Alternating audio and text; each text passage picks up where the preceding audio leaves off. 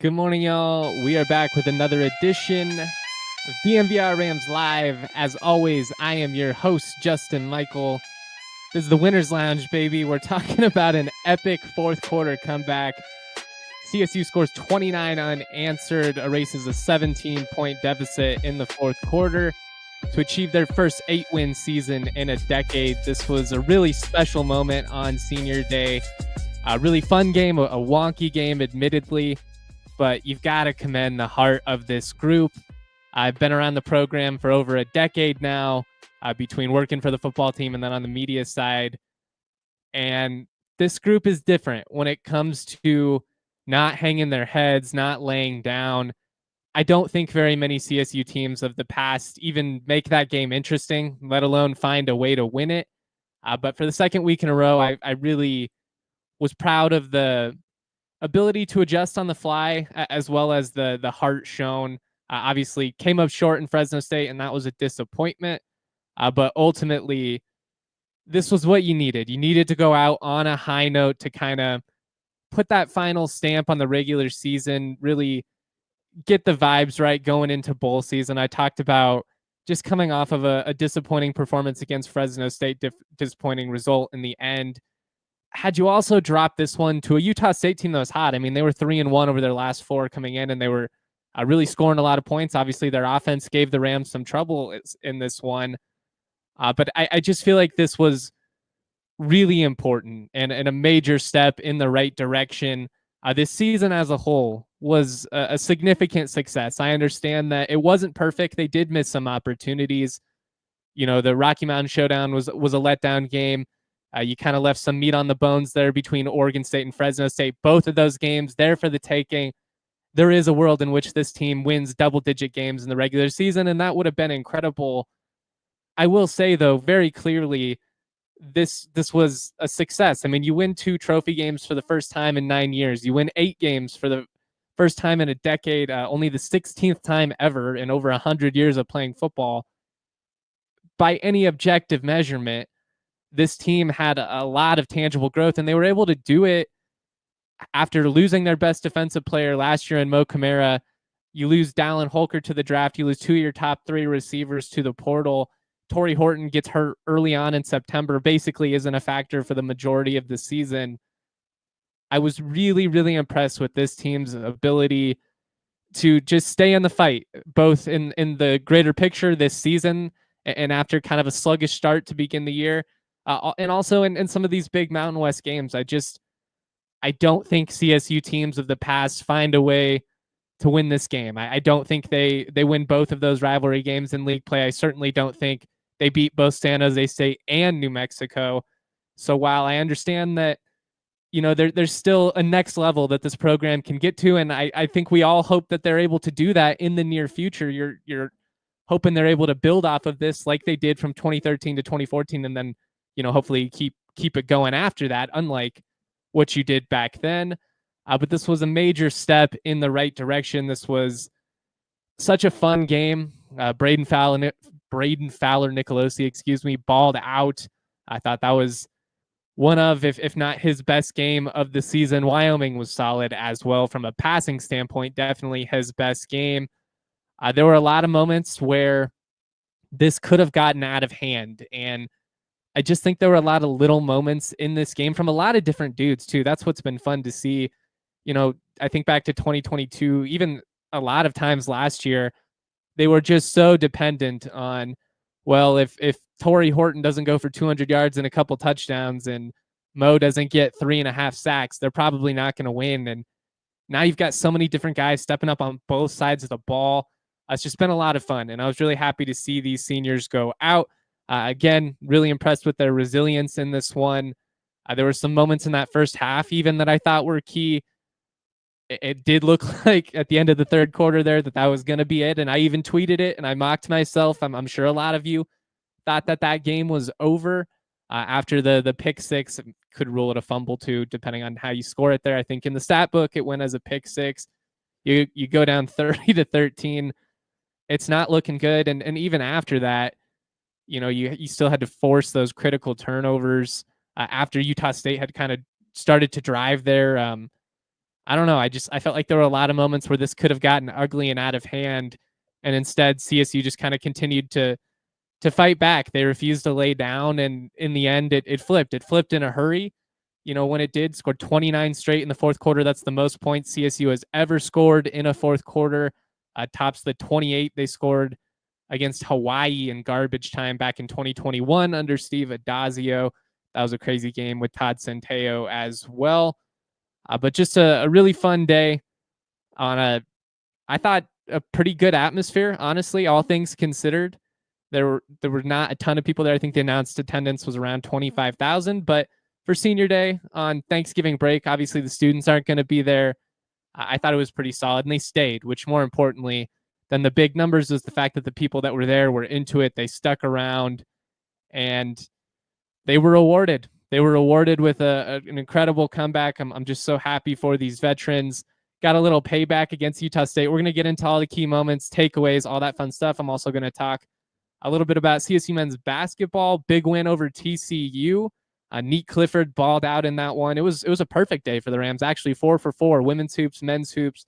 CSU volleyball, who's playing for a conference title today, a spot in the NCAA tournament against San Jose State. Obviously, a lot of controversy around that matchup. To me, it's ass backwards. Like, why would you just lay down and let them win if you have such a big beef with it? I really hope the Rams win that one today and shut all these dipshits from Outkick Sports out, or shut them up, I guess I should say. But really nice day to be a CSU fan. It's going to be fun. We're going to talk about it all.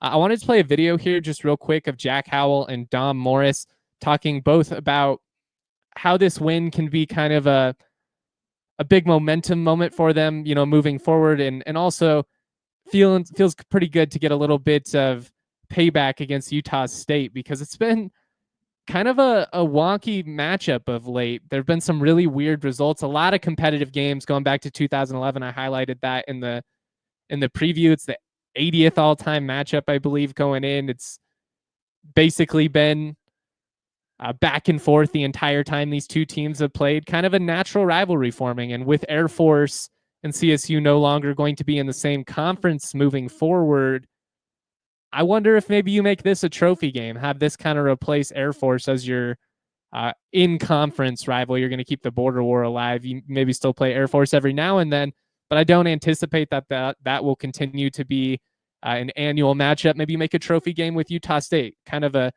natural fit. I felt like competitively, even like the two towns. I think Logan's a really cool college town. It just feels like a natural fit. But here's Jack Howell and Dom Morris kind of giving some perspective on that post game. Different year, obviously different team, but was it kind of sweet to do this against this team, given, you guys had the 17-point lead on them last year, and obviously that game flipped. Kind of got to throw the Uno reverse card at them this year. Yeah, for 3 years that I've been here, we've lost in weird ways. Freshman year, there was the kick disaster. The next year, everything went wrong that could have went wrong. My boy Giles was the starting QB. But you had Torrey Horton dropping balls, and Torrey Horton never drops a ball, so everything that could have went wrong. And so I think we lost by 3 or something like that. And then last year was a weird game. And so, these guys have had it coming up for a long time. And we said this whole week that this is a rivalry game. We're going to treat it as a rivalry game. And, that's what the boys did out there. What can a fourth quarter like the one you guys had today do momentum-wise for you guys as you look ahead to maybe a Mountain West championship and a bowl game? I would just say that it could really show that the love that we have for each other as a team and as a unit, I would say especially on the defensive side, but as a group, like as a whole adhesive unit, we could just show that as long as we're together, we can pull through and persevere through anything. Coach Norvell be calling us club fighters and stuff like that. We've really adopted that mentality of just, like Jack said, laying it on the line for each other.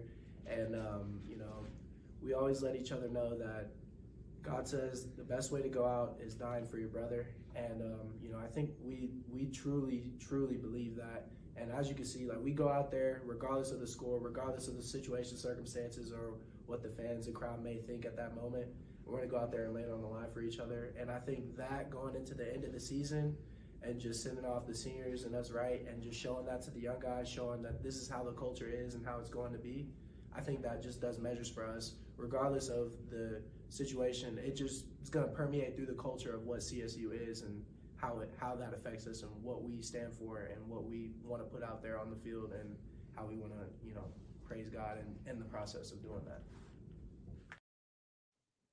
Articulate stuff from Dom Morris there. He had a huge pick, great read. 3 really crucial turnovers in that second half by the CSU defense, which at times kind of got gashed. Bryson Barnes he's a tough defensive assignment, especially with what Utah State does schematically. When he's able to run the ball between the tackles with what they do to spread you out, it just becomes a really tough situation for your front seven there.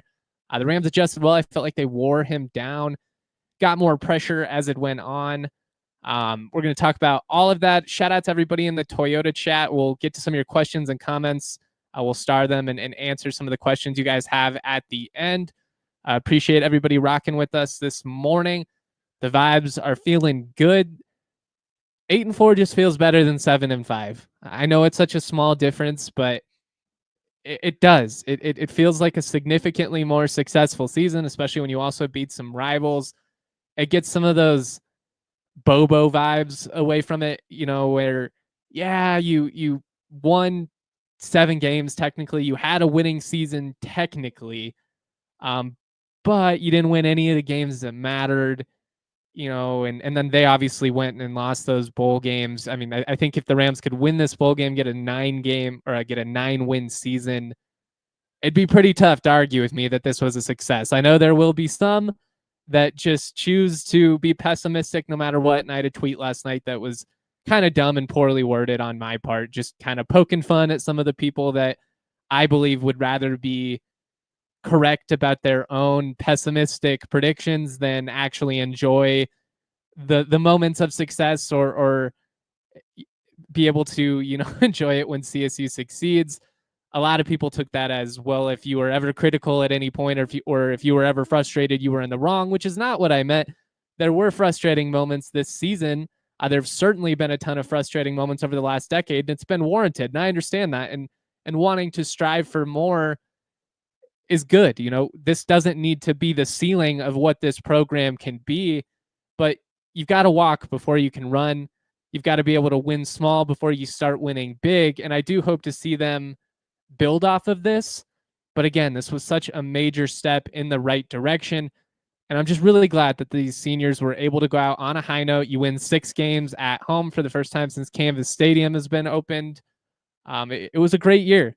It was. Now you still have an opportunity here to go win a bowl, and we'll see what happens there. I know some people had some questions about the offseason. We'll kind of get into that a little bit today, and especially more here over the next week or so. We're going to focus more on the matchup in this pod in particular. Otherwise, I'm going to get just totally off the rails. But this was a big night. We're going to take a break real quick. I'm going to shout out some partners, and I'm going to get into the takeaways, talk about the individual performances that were just huge in this game, key stats, all that fun stuff that you guys are used to. Real quick, though, got to talk to you about our homies over at Toyota. Toyota, they're the best in the biz, especially if you're living in Colorado. Trucks have always been a part of Toyota's DNA for generations. They built durable legends destined for greatness that are perfect for Colorado. Whether you're conquering those off-road trails or you're hauling the weight of the world, there's a Toyota truck that's just right for you. The all-new 2024 Tacoma, it is sick, as is the iconic 2024 Land Cruiser. 17 models with available all-wheel drive or four-wheel drive like the Epic 4Runner. They also offer more low and zero-emission vehicles combined than any other automaker to give customers numerous choices to reduce their carbon footprint. 16 hybrid vehicles to choose from like the Tundra iForce Max hybrid truck. Not to be outdone, Toyota SUVs take command on the road and on the trail, so you can explore the road less traveled without sacrificing smooth city rides in SUVs like the RAV4 and Grand Highlander. Toyota is a proud partner of CSU Athletics and the official vehicle of DNVR. I also got to talk to you about Empire Today. With Empire Today, you are going to get shop at home convenience, the right product for your needs, quick and professional installation, and a price match guarantee. Empire Today is the best place to get new flooring. So there's going to be a bunch of copycats out there, but they cannot touch Empire, not on their quality, not on their service. So what they do is they advertise a bunch of junk. And honestly, Empire's not even going to have that in their selection. What they omit is just as important as what they include. And with their virtual floor designer, it's a great way to see how any new flooring option is going to look in your home. You might want to see how's it going to look with the furniture, our paint job, all that fun stuff. Boom, just snap a pic. You can see easy peasy, schedule free in-home estimate today. All listeners can get a $350 discount. All they got to do is use that code DNVR. Restrictions to apply. See EmpireToday.com/DNVR for details. All right, before we get into the takeaways, I will comment on this from Jacob here. Do we believe the report that Goody is going to enter the transfer portal? There was a tweet from some national college football transfer portal account yesterday claiming that Caleb Goody intends to enter the transfer portal. I can't speak for him. I can say he is legitimately injured this week. He got a concussion in practice, so he would have been out. I was not super worried coming into this week about him being a guy that would leave. It's obviously possible. He's got P4 athleticism. It has not worked out super well for a lot of these guys that have decided to quote unquote transfer up to bigger programs. But I don't think that report that came out is definitive. He very well may transfer in the end. Again, I'm not trying to outright say it's wrong. I don't think that it's a said, done, and deal here, just based on some of the things I've heard from people inside the program. You know, they're certainly going to prioritize him. I think they're going to have some money for him. I think they can sell a pretty big role for him in the future. There are always going to be some guys that just decide to move on. It's kind of a part of the ordeal now. But I don't think it's a done deal yet. I'll just say that. We'll let him kind of address it on his own, or I guess we'll see what Norvell has to say this week. I don't want to speak for him, but based on what I've heard, I think there's a possibility he's still back next year. Let's get into the takeaways here. Brayden Fowler-Nicolosi had a monster performance. He was 31 of 46, 370 yards, 4 passing touchdowns, 1 rushing, so 5 total. Completed 67% of his passes, completed 6 of 8. And had 4 total touchdowns in that fourth quarter. Really went Superman mode when the game was on the line there. He didn't get rattled after the pick 6, which was honestly just bad luck. The ball pops up after a great PBU by the original DB, pops up, another guy catches it, goes untouched into the end zone. Just kind of a bad luck moment, but that certainly could have been the final nail in CSU's coffin if they allowed it to be. I thought his composure, both at the end of that first half and at the end of the second half, was really, really important offensively. It was a struggle at times. They did not run the ball as consistently as they have. I think the amount of carries that Avery Morrow and Justin Marshall have had this year are starting to add up. Both those guys have taken a beating as the season has gone on. They've had to lean a little bit more at times into some of those air raid concepts. Part of that has to do with the slow starts and then going down. But when his number has been called of late, he's really stepped up. Didn't have a 300-yard passing game all season. Now has had back-to-back here at the end of the regular season. He made some really big throws on 4th down. Dane Olson was huge. CSU finished 3 of 3 on 4th down in this game. I thought the touchdown pass at the end of the second quarter to Dane Olson, it was 3rd and 10. You'd already had multiple plays called back for holding on that drive after looking like you were going to get into the red zone that way. They didn't get rattled. You know, he had nice composure in the pocket, waited for it to develop, took the open man underneath Dane Olson, who then made a play. In the second half there was a 4th and 9 where he had a shot up the seam to Olson, made an incredible play, also had a vertical shot up the sideline to him that was big, had the rushing touchdown on a great play design when everybody in the world thought that Morrow was getting the ball there. He was money in this game, and they don't win this game without that type of performance from BFN. Really showed the arm talent that he had and really responded well after a game in which I thought he had kind of struggled against Fresno State. Overall, his growth within the offense this season, it's been tremendous. He has 17 total touchdowns, only 7 picks. That's winning football. He's made good decisions. He did get away with one in the second quarter. It was like 2nd and 15 in the red zone, tried to force a bad ball to Ike Larson that fortunately he dropped, and the Rams were able to get a field goal. I thought both of those field goals, again, just staying in the fight, hanging around, were important. And then especially after that, after you cut the deficit to 10 points in the second quarter with that second field goal from Jordan Noyes, you immediately force the 3 and out. You get the ball back. You capitalize with that touchdown to Dane Olson. That was a huge momentum swing right before the half. Again, just kind of talking about those little moments that added up as the game went on. Even when you forced that fumble, you had already given up a couple of third down conversions. It was 3rd and 15. Bryson Barnes gets a 16-yard rush. Frustrating. For the second time in the game, you get a legal substitution penalty, both of them after the fact, which there was some weird officiating in this game. I don't think it was, not like saying it was impactful in the result or the deficit or anything like that. Just some weird officiating. Took 8 million huddles. They had to talk about every single call. It was a group decision apparently. But they didn't let those penalties, they didn't let those moments compound. And, like I said, they didn't hang their heads. They just kept kind of punching back. And they got a couple of really timely plays when they need them. If you don't have that catch up the seam on 4th down with Dane Olson, you don't win this game. If you don't get the strip from Aiden Hector, nice recovery by Boom Jock about halfway through the 4th quarter, you don't win this game. If you don't have the interception from Don Morris, you don't win this game. And that's what's been really encouraging to me about this team, is after losing all that star power from this past season, we've seen a lot of young guys step up. We've seen some transfers come into the mix and make big plays. Will Prendergast had his first career start at defensive tackle with no Cam Baratow, who's had just a tremendous season. I was bummed to see him not be able to be out there on senior day. Hopefully he's okay for the bowl game. But Prendergast in his first career start had 1.5 sacks. A lot of guys in the interior. James Mitchell was good. Andrew Lorich had a tackle for loss in the second half where he torched the, I don't know if he's lined up on the center or the guard there, but just torched him and blew a guy up. And, it's been fun to see. I was curious like what this season would be like. And there were certainly some lumps along the way, and injuries played a factor there, as did the scheme change. It took them a while to figure it out. It took BFN a while to figure it out under center. It took them a while to establish some chemistry and some rapport with some of these guys out wide. But now we're seeing Jamari Person step up and make plays. We saw Jordan Ross have the best game of his career.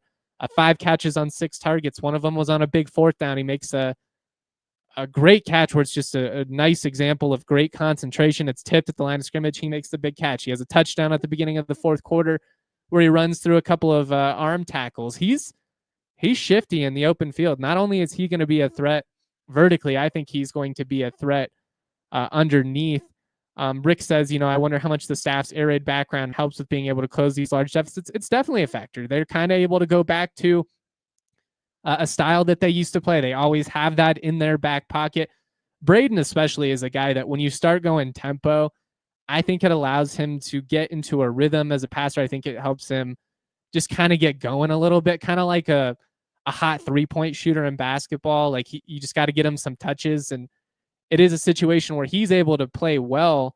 It's a tough style to play 24/7 because, when it's not working, obviously you're not going to maintain possession. You can put your defense in a bad spot. And I think the decisions that CSU made benefited the offense in a lot of ways, but I think they also really were with the defense in mind. How can we help them out a little bit more after leaving them out to dry at times this past year? They've stepped up. The offense has stepped up. But I'm with you, Rick. I think that's a really astute observation. I think they essentially did. They went back to the air raid. The ground game wasn't really working there. They're lacking some depth after some injuries in the backfield, but ultimately we're able to get it done. Jacob said we've had the top of the Mountain West recruiting classes with 4 and 5 wins. What does a 9-win season do for our recruiting efforts? You would think it would be beneficial. I mean, they've always been able to attract talent. One of the tough things, obviously, in the modern era is then retaining that talent. And we've been better in that area than a lot of teams in the Mountain West. But yeah, I mean, winning is always going to be the easiest selling point when it comes to recruiting, when it comes to buy-in from the community. If you're winning, it's fun. People want to be a part of that. It doesn't necessarily need to be all that flashy either. I mean, at the end of the day, it's a whole lot more fun to win a 24-10 game than it is to lose a 49-46 shootout, in my opinion. But I've been impressed with this team's ability to kind of be a chameleon and adjust to whatever is working for them in that particular moment. And you really got to credit BFN for his performance in this game, especially in the fourth quarter, was just tremendous. Defensively, Barnes, you got to tip your cap to him. That dude's a warrior, played his ass off, basically did everything he could to put Utah State in position to win. Is a little bit limited as a passer. We saw that. I felt like CSU kind of took advantage, got a feel for what he was trying to do, and then Don Morris makes that big interception late. You can argue that Utah State shot themselves in the foot. They certainly left the door open to an extent, but CSU took advantage of every single one of those key opportunities, and that's what winning teams do. Ultimately, at the end of the day, that's what winning teams do. The Chiefs aren't playing the prettiest brand of football at the moment either, but they're 11-1. And that's what truly matters. You're 8-4. You've got 2 rivalry wins. You went 6-1 at home. You've had this incredible atmosphere. There's just been so much growth within this program. Not a done deal yet. Yeah, we want to see them win a conference championship. And if Nevada, Jay Norvell's old squad, can do us a favor here, you might still get that opportunity. Not going to hold my breath, but we are all Wolfpack fans this weekend for sure. I just think the resilience and the fight of this team is something that cannot be overlooked. Obviously, a lot of veterans that have been around for a long time, and you've got to be happy for those types of guys. Jack Howell had 14 tackles in this game. Henry Blackburn had 12 tackles in this game. A lot of vets that have been around a long time just simply refused to lose in this one. It was awesome. But I'm encouraged. That's really the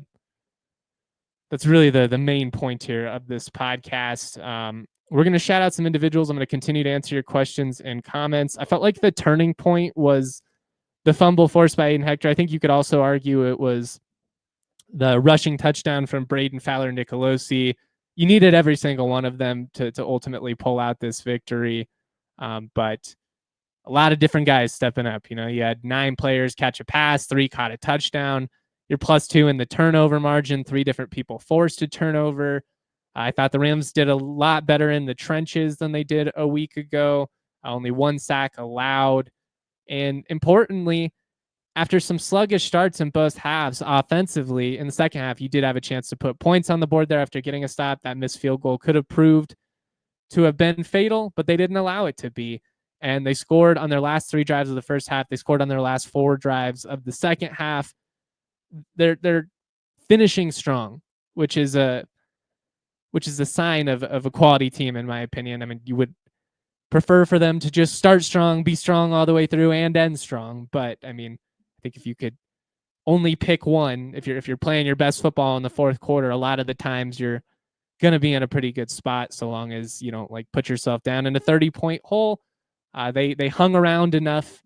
They kept clawing and scratching and punching back, and eventually it just flipped in their favor. And if you ever listen to the SVP pod, Scott Van Pelt and Stanford Steve, they talk so much about the concept of signing up for 60. You got to sign up for 60. You might dominate 15 minutes. You might dominate 30 minutes. But what about the other 30? And the Rams just refused to go down in this one. That's really what it comes down to. Sure, Utah State made some mistakes along the way. CSU capitalized on every single one of them, and they stepped up and made some big-time plays, which, frankly, Rams teams in the past, they just didn't. They didn't.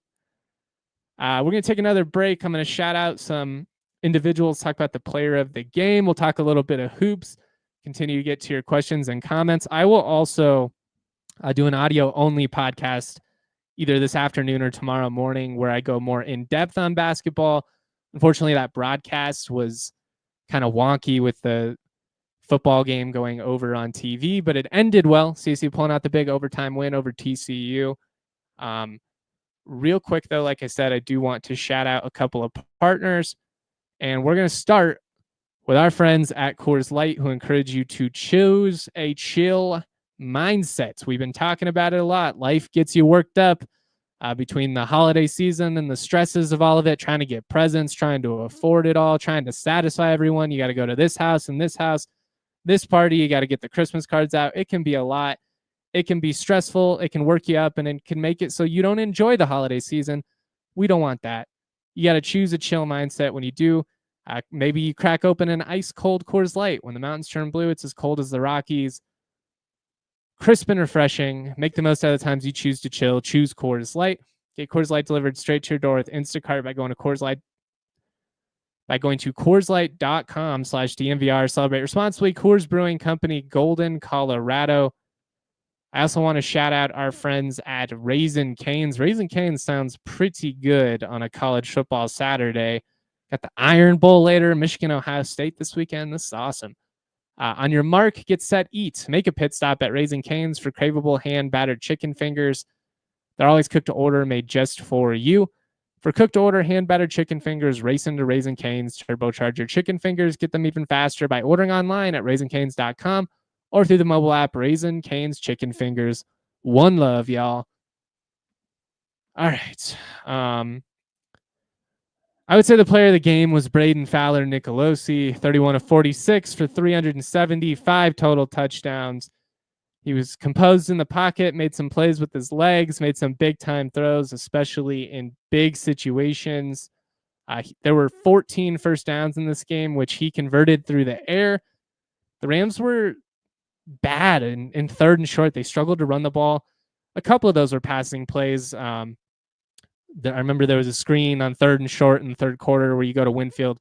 Little bit of a low throw, but Winfield slips, doesn't get it. There were a couple of plays like that. Dane Olsen had a drop as well. But when the game was on the line, BFN was money, as were a lot of these receivers. Dane Olsen, what can you say about Dane, man? The ultimate glue guy. Former walk-on in his final home game, goes for a career-high 140 receiving yards, 5 catches, and a touchdown. I would argue that without Dane Olsen this season, you probably have 2 less wins. That's how important he has been in some clutch spots.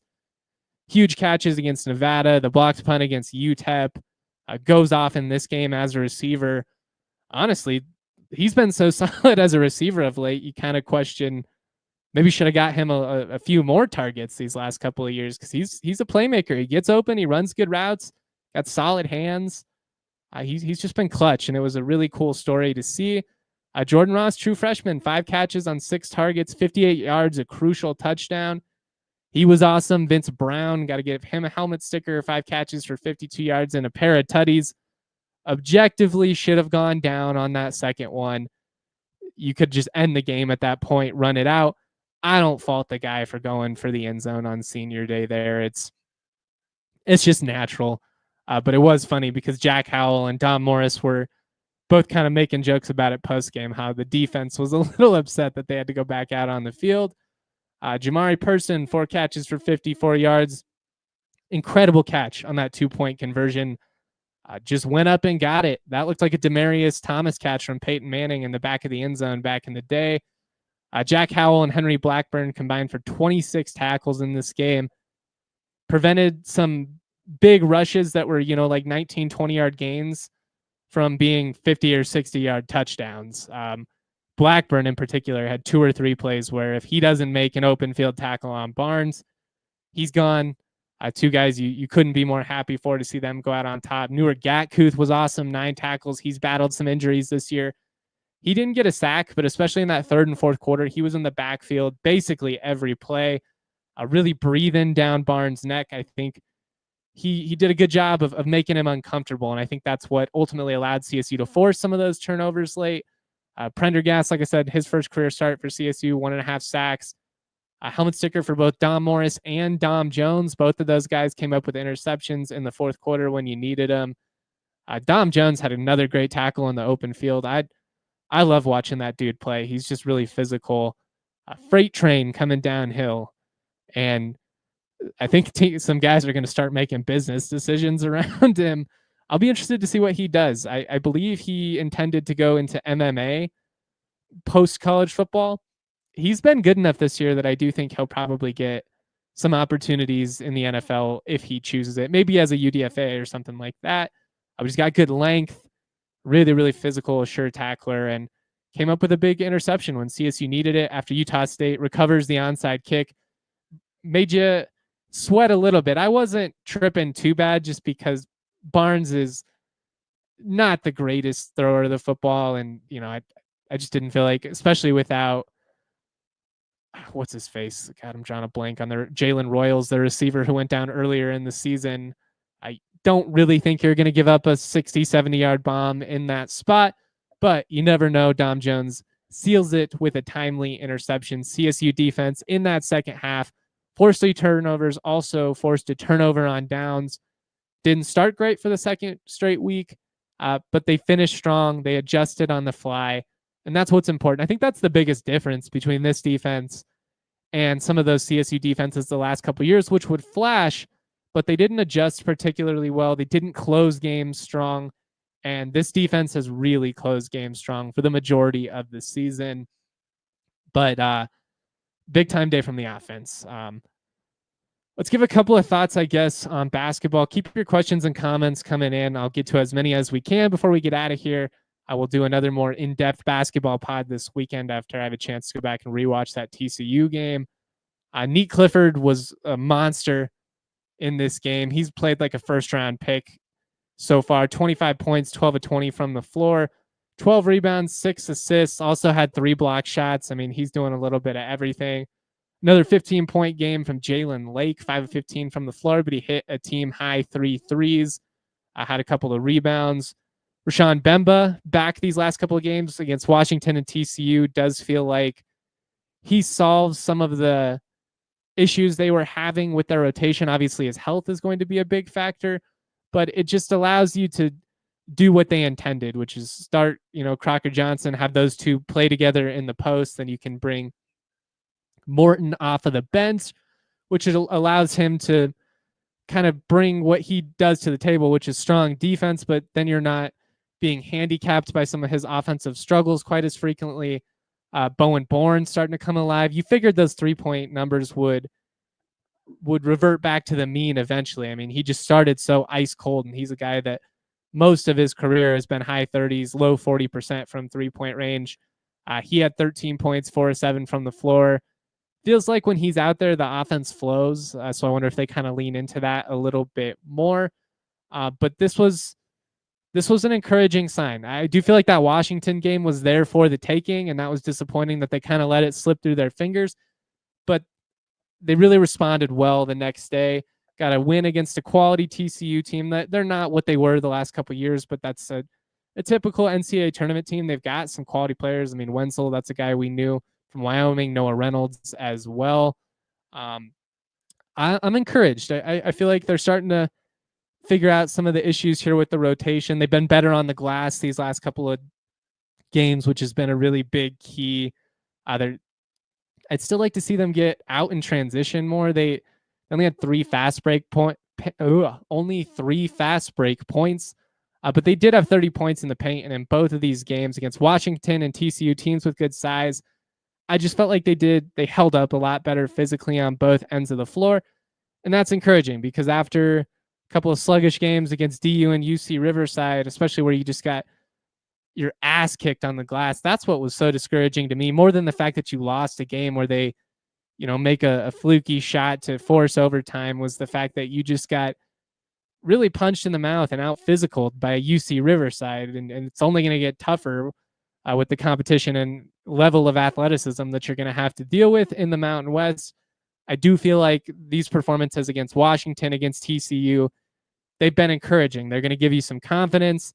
You have an opportunity here to potentially pick up some quality non-conference wins and boost your resume a little bit. That loss to UC Riverside, it stings, but if you could go out on a neutral site and beat VCU or, take down CU on the road.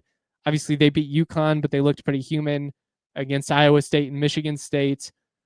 You have an opportunity here to get on the right track before the league slate, and then anything's possible. I've always said that this team is going to be better come March than they are in November. They've had to iron some things out, and that's not surprising. They have a ton of new pieces. They lost 5 of their 6 leading scorers from a year ago. You're not always just going to hit the ground running. Sometimes you can. I don't know how Utah State manages to do it every year in basketball. They're on just a generational run of finding success despite absurd roster turnover and coaching changes. It's very impressive, but that's not the norm. It just isn't. I think this group does have talent. They've got a lot of experience. I think Keshawn Williams 2 months from now is going to look a lot better than he has the last couple weeks. He's got to get some games under his feet again after basically missing 2 years. What has been great is that Nique Clifford, Jalen Lake, your stars, they are stepping up, and now you're finally getting healthier. I think there's an opportunity here for this team to find their stride and to ultimately still play a factor in the Mountain West. Do I think they're going to win the league? No. But do I think they could still finish top 5, be in the mix for an NCAA tournament bid? Yeah, without a doubt. And, who knows? Maybe my preseason prediction of they'll win the Mountain West tournament for the first time since 2003 will come true. And that's how they'll get to the NCAAs. But a big time win. And again, we'll talk hoops more in depth on an audio only podcast later on today after I have a chance to go back and dive back into that. It was a busy day with all these teams playing at the same time. Good day, though. Definitely a good day to be a Ram. We're all rooting for Nevada tonight. Hopefully they're able to pull it off, keep CSU's title hopes alive. If not, as far as bowl projections go, I would think that an 8-win regular season should at least take you out of that Boise range. Hawaii, I'm not sure. Hawaii all kind of depends on what type of matchup they get. I think we're hoping Fresno gets placed there out of the Mountain West teams that we're going to be in the mix with for the same types of bowls. New Mexico, if they beat Hawaii, it would be a fun story, although them not being eligible for a bowl, I like that because then at that point, it feels like you're pretty much guaranteed to be in either New Mexico or Arizona, either of which would be fun. The Hawaii Bowl could be a cool matchup if you got faced against a quality team like Memphis or Liberty or something like that, but a Christmas Eve game in a spot where the majority of the fans would not be able to attend would be a bummer. And I do think there will be at least decent fan support depending on the location for CSU's bowl. Got to shout out Ram Nation. You've showed up in a major way this season, broke the single season attendance averaged over 33,000 fans a game. I mean, that's big time college football. Credit to the CSU administration. The atmosphere was awesome. The fireworks after the game, that was big time.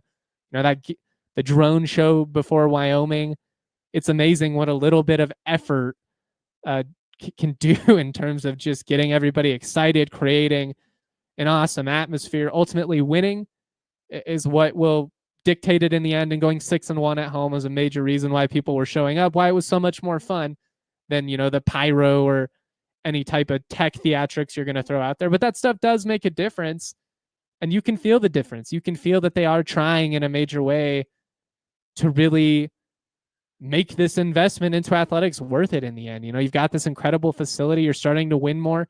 This is where you've got to capitalize and build. For all the people that can enjoy this, I understand why you want to see CSU do more, because we've seen programs with less at their disposal have sustained success. And I understand that. And there's 2 decades worth of frustration that gets, wrapped up into these conversations. But this group, this program in 2024 under Jay Norvell has made significant growth from 2022 to 2024. Objectively, when you go from 3 wins to 5 wins to 8 wins, like, that's the easiest way to look at it. But I think even just competitively, actually finishing some of these games when they have an opportunity to, they could have blown some teams out a little bit more. There was some meat left on the bones in some of them, but they're just playing a much more complete style of football. It's been much more complementary. I feel like it's been more sustainable from a just more people being involved standpoint. Like, it's a hard to win when your entire game plan is one receiver going to go off? Is one guy going to just be a game breaker for us? I feel like right now CSU is a little bit less dependent on individuals, and it's been more of a collective effort, which is a good sign. Like that's a sign that this is going to be replicable moving forward, in my opinion. I feel like I'm getting repetitive here, so this is about all I've got. big time win. We'll obviously focus more. I'm going to be writing all day. I cannot say enough about the CSU community, about these seniors. I'm so happy that they were able to go out on a high note. I'm happy for Brayden Fowler-Nicolosi. I am, because he's been under a microscope, and it's a tough spot as the QB. I felt like he was Superman in this game, and they needed him to be. Much love, y'all. Always proud to be. Hope everybody enjoys their weekend, enjoys a cool weekend watching college football, watching a little bit of sports. Aaron says, let's muddy the waters. Give us your take on the Mountain West volleyball tournament. Nah, I'm not dipping my toes into that. I am glad CSU is playing. That's all I'll say. I think that's how you make a statement. You go out and you win. But yeah, always proud to be, y'all. Much love. Peace. We all silly like the mayor.